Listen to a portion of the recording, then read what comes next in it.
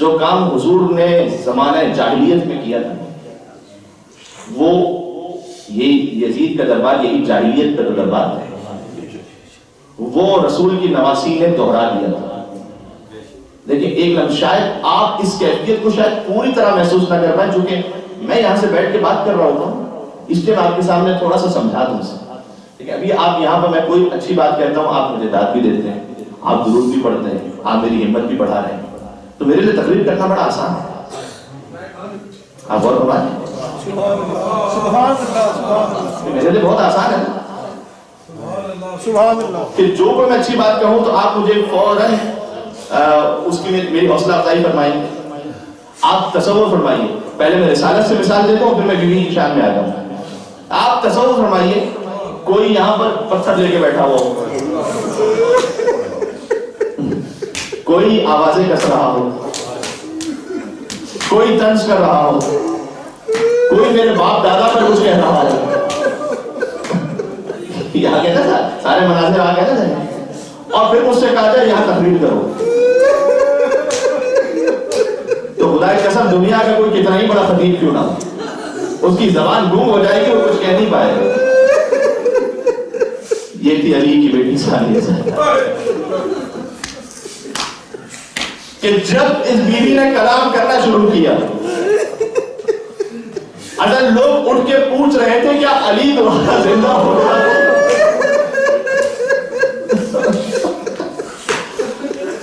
میں فضل مسائل سے ابھی دور تھا لیکن آپ نے وہ کیفیت بنا دی۔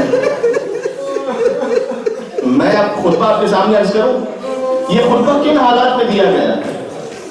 سید سجاد نے جو خطبہ دیا تھا شام میں وہ بیوی کے خطبے کے بعد ہے، یہ تاریخ ذہن میں رہے، تو ابھی سجاد کے خطبے کا اثر نہیں ہوا کوئی، وہ اثر تو ابھی بعد میں ہے، اور وہ خطبہ ہے مولا سید سجاد کا مسجد اموی میں، جمعے کا دن تھا تو وہاں تو سینکڑوں کا مجمع تھا، بیوی کا جو خطبہ ہے وہ دربار میں جہاں اشرافیہ بیٹھی ہے، ایلیٹ کلاس، جہاں وزیر ہیں، جہاں سفیر ہیں، جہاں مشیر ہیں، ان میں غرور، یزید کے بعد دولت طاقت کا نشہ، اور میں بے نہیں، جیسے آپ کو یاد ہوگا کہ بی بی زہرا کی شہادت پر میں مسائل لکھ کر لایا تھا اپنے پاس تاکہ میں بالکل وہ روایت پڑھ سکوں جو بے نہیں کتاب میں موجود ہے، ایک لفظ اپنی جانب سے اضافہ نہیں کم نہیں، تاکہ ہم محسوس کر سکیں۔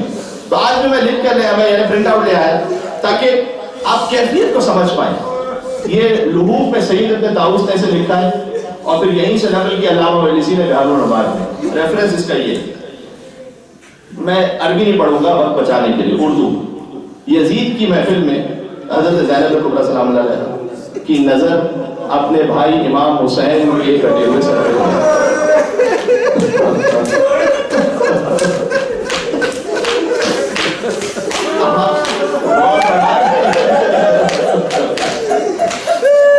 کیا کیفیت ہوگی اس کو، کیا بیوی کا خطاب ہوگا خدا کی قسم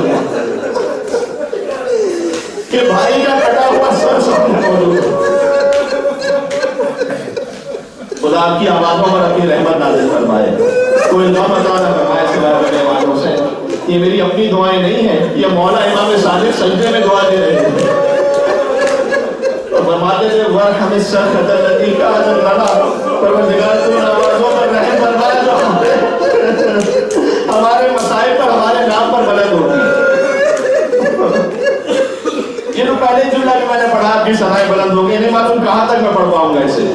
پہلے اس منظر کو سمجھ پائے آپ کہ بیوی کی نگاہ اپنے بھائی کے اس کٹے ہوئے سر پہ۔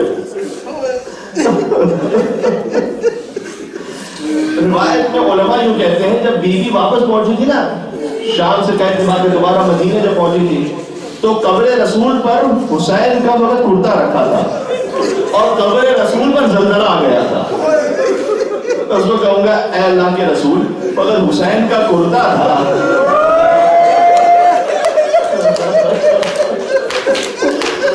اور وہاں یہ بہن چند قدموں کے فاصلے سے دیکھ رہی اور فریاد کر رہی تھی اے ہمارے ساتھ تو کھڑا دیکھ رہا ہے میرا بھائی سے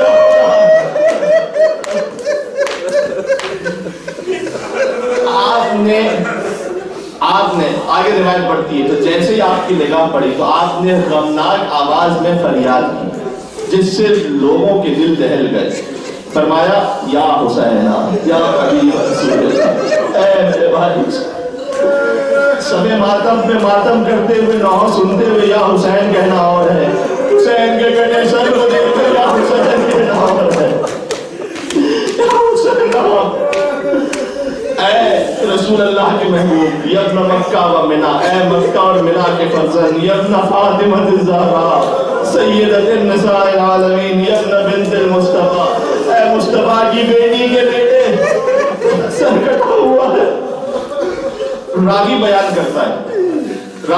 کرتا ہے کہ بیوی زینب کی آواز کو سن کر وہ سارے حتیٰ دربار میں نہیں موجود ہیں، لیکن کوئی ایک ایسا نہیں تھا جس کی آنکھوں سے آنسو جاری نہ ہو رہے ہیں.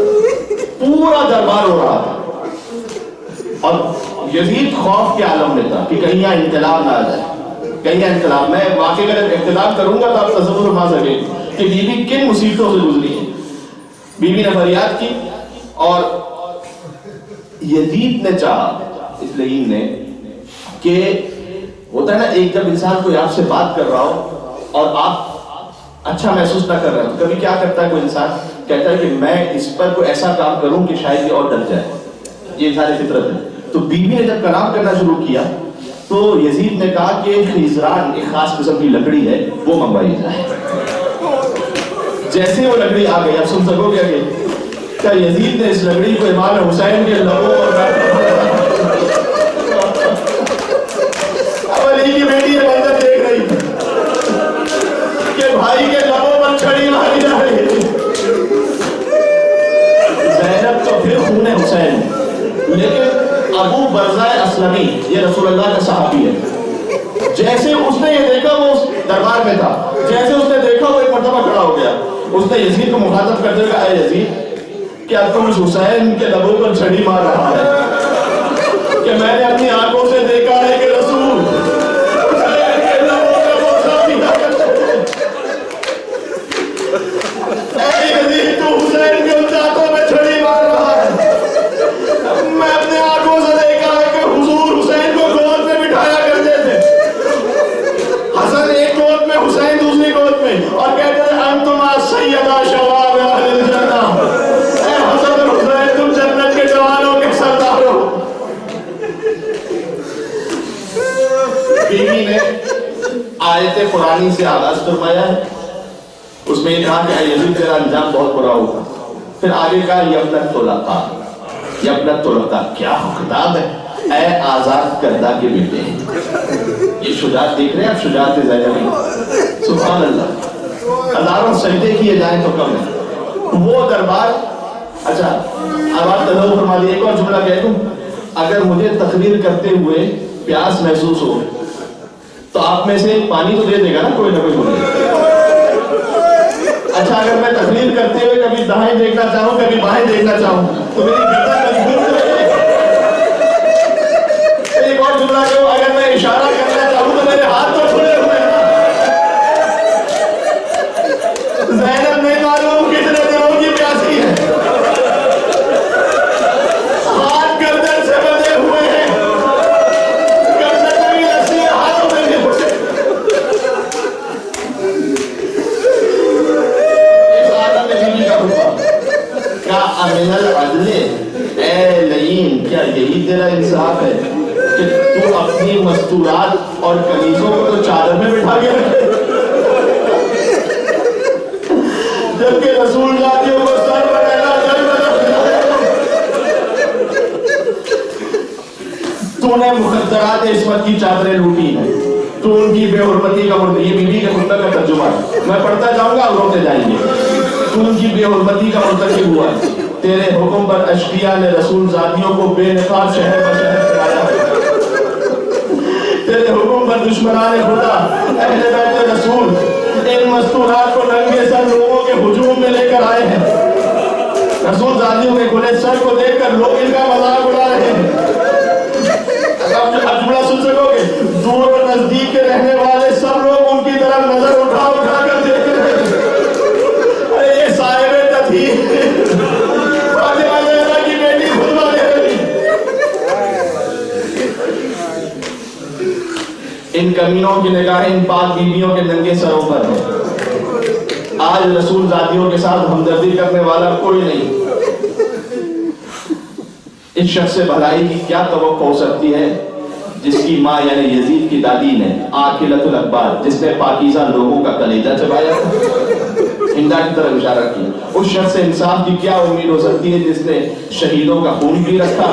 اے یزید، اب یہ جملہ سنیے گا، اے یزید، گردش ایام اور مصائب کی کیفیت میں یہ اثر ہو گیا اور مجھے اس حالت میں پہنچا دیا گیا کہ میں تجھ جیسے بدنام، تجھ جیسے پست انسان سے کلام کروں۔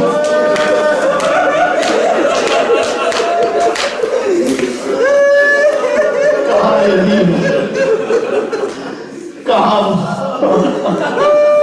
جملہ پہلے کر چکا ہوں لیکن اسے دوہرا دوں۔ جب ہے نا حضرت ابو جلدی کے سامنے کہا گیا کہ بی بی زینب بنت زیاد کے دربار میں داخل ہوئی، آگے ذاکر نے پڑھنا چاہا، انہوں نے روک دیا۔ انہوں نے اتنی بلند آواز سے چیخ ماری کہ تجھے اس جملے کا مطلب پتا ہے کہ زینب جیسی صاحب تدبیر یزید جیسے شرابی کے دربار میں پہنچ جائے؟ پہلے جملے میں گریے کا حق تو ادا ہو کہ یہ تو مجھے مسائل اور حالات نے مجبور کر دیا کہ تجھ جیسے کے ساتھ میں کلام کروں، لیکن یاد رکھ میری نظر میں تو ایک نہایت ہی پست اور گھٹیا شخص ہے جس سے کلام کرنا بھی شریفوں کی توہین ہے۔ اس کے بعد بیوی نے آگے فرمایا کہ اے یزید، ہماری آنکھیں اشبار ہیں، ہمارے سینوں میں آتش غم کے شعلے بھڑک رہے ہیں۔ آگے ایک اور بات فرمائی، میں یہاں یہیں سے بس آگے میں منزل مسائل پر، آپ رو رہے ہیں، مسائل تو شروع ہو گئے، لیکن آگے فرمایا کہ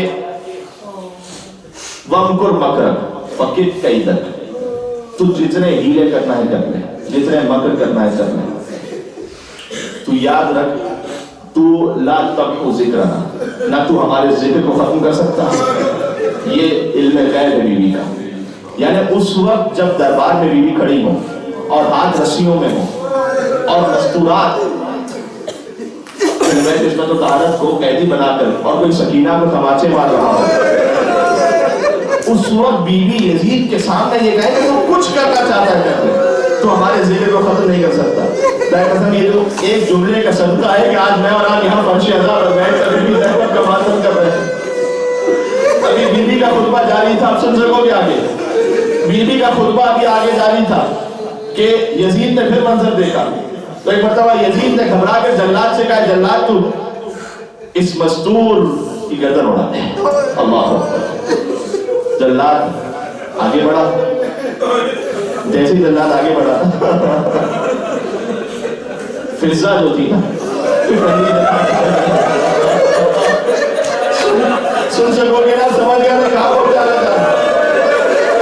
فضا کو فاطمہ زہرا کی وصیت یاد آ گئی، بیوی نے کہا ہے فضا میں جا رہی ہوں، میرے بچے بہت چھوٹے چھوٹے، میں نہ ہوں گی میری بچوں کا خیال کرنا۔ فضا نے دل میں سوچا نہ میں حسن کو بچا سکی، میرے سامنے حسین کا مال ہو گیا، اگر زینب میرے سامنے ماری جائے، فضا بھی میرے جینے کا فائدہ کیا ہے۔ فضا آگے کھڑی ہو گئی کہ یزید خبردار، اگر جلاد میری بیوی کے پاس آگے آیا، جب تک فضا موجود ہے کوئی میری بیوی کے قریب پہنچ نہیں سکتا۔ ایک مرتبہ یزید نے شراب کے نشے میں کہا، جلاد تو فضا پر بھی حملہ کر دے۔ اب تو وہاں آگے بڑھا تو حبش کے رہنے والے جو فضا ملکہ رہ چکی تھی، ایک مرتبہ حبش کے رہنے والے کھڑے ہو کے دربار میں کہا، خبردار اے یزید، اگر فضا کو کچھ ہو گیا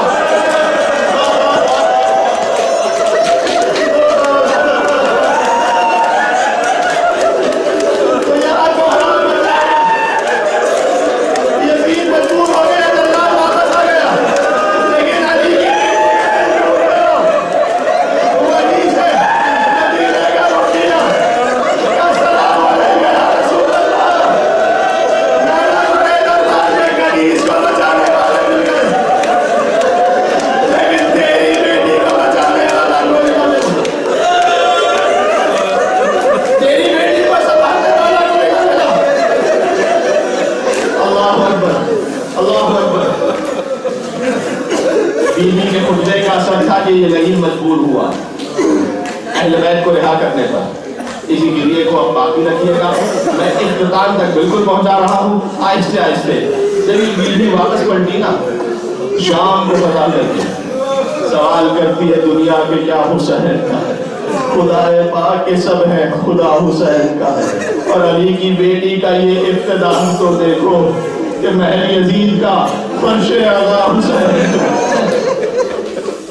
جب بیوی نے آگے ہوئی کہ ہمارے لیے فرش اعلیٰ بچھایا جائے، فرش اعلیٰ بچ گیا، شام کی عورتوں نے آ کے پرسہ دینا شروع کیا، مجھے جانا ہے بیوی کی شہادت تک، شام کی عورتوں نے پرسہ دینا شروع کیا، ایک ہی بیوی کی گود میں اپنے وارث کا سر موجود تھا، اکبر کا سر ام لیلا کی گود میں تھا، قاسم کا سر ام مروہ کی گود میں تھا، ایک بہت ننھا سا سر تھا جو آپ کی گود میں تھا، حسین کا سر ماجائے کا سر بہن کی گود میں تھا، دو سر رکھے ہوئے تھے شام میں اور زیادہ تیزی تھی، یہ سر جو رکھے ہوئے تھے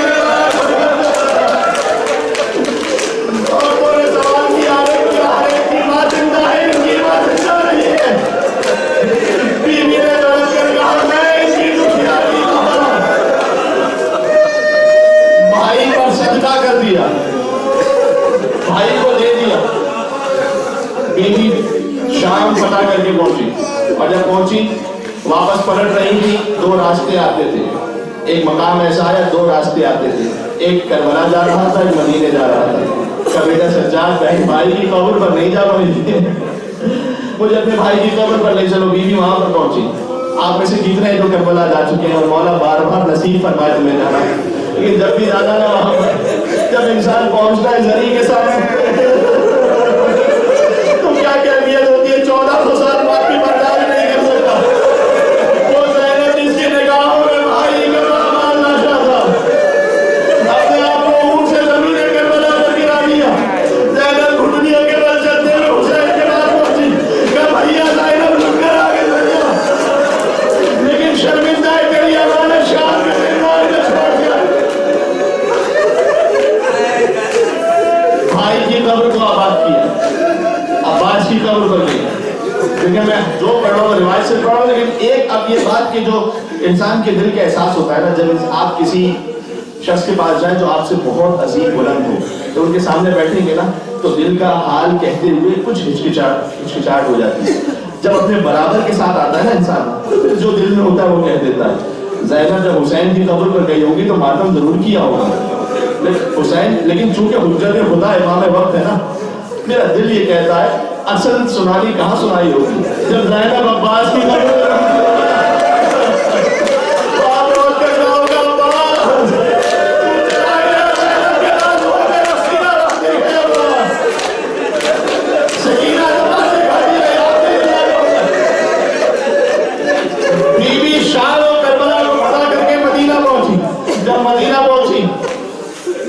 بشیر سے کہا تو اعلان کر دے۔ بشیر گیا آ کے کہتا ہے اہل بیت لوٹ گئے، مدینہ والوں مدینہ رہنے کے قابل نہیں رہا۔ بیوی وہاں پر پہنچی قبر رسول پر حسین کا خوب بڑا کرتا رکھ دیا۔ کیا نانا تم سوال کرو گے نا بہت دور سے آئی ہوں تمہارے لیے کیا سوالات رکھتی ہوں، حسین کا کرتا لیکن اب بھی یہ ماؤں بہنوں کے لیے جملہ، کبھی ایسا ہوتا ہے اگر بیٹی سفر میں کسی بڑی مشکل میں گرفتار ہو جائے تو شاید شوہر سے بھی پوری بات نہ کرے، باپ سے بھی پوری بات نہ کرے، لیکن جب بیٹی ماں کے سامنے پہنچ جائے زینب کو 1 سال بعد راضی نہ اگر مسئلہ آپ نہ ہوتا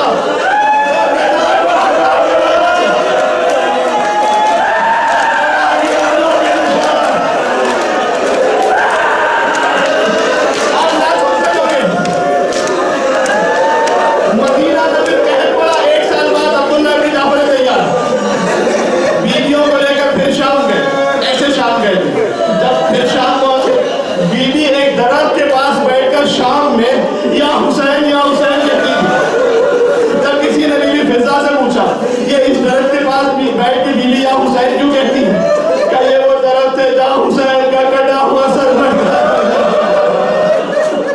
اس درخت کے پاس جا کر بیوی یا حسین کے آخری جملہ کہوں۔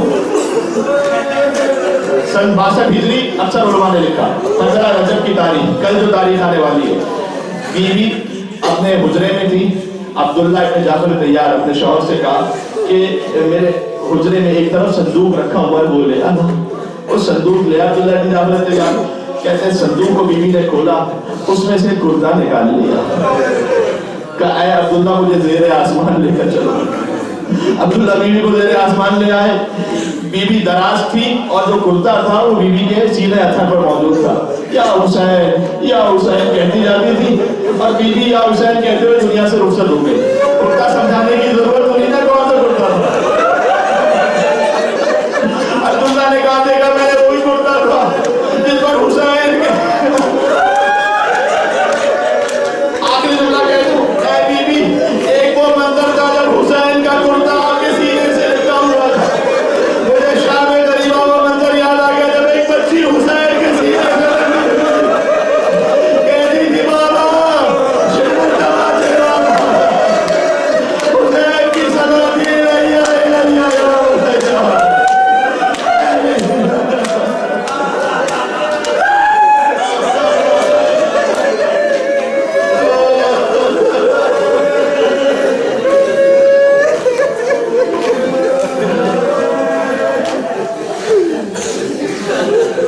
دلوں کو ایک لمحے کے لیے کربلا پہنچا دو۔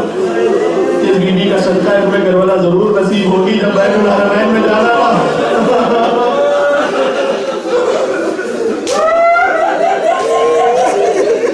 جب انسان دلہ زینبیہ پر پہنچتا ہے، یعنی یہ میں اپنی کیفیت اور مولا نے، میں تو گنتی بھی بھول چکا ہوں کتنی مرتبہ مجھے کربلا نصیب فرمایا۔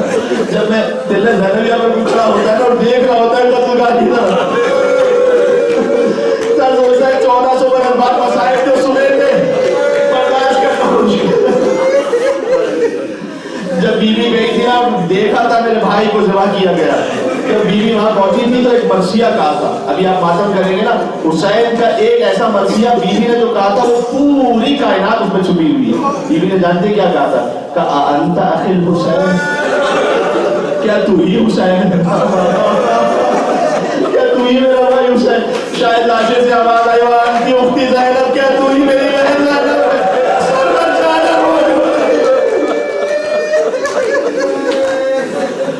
السلام علیکم یا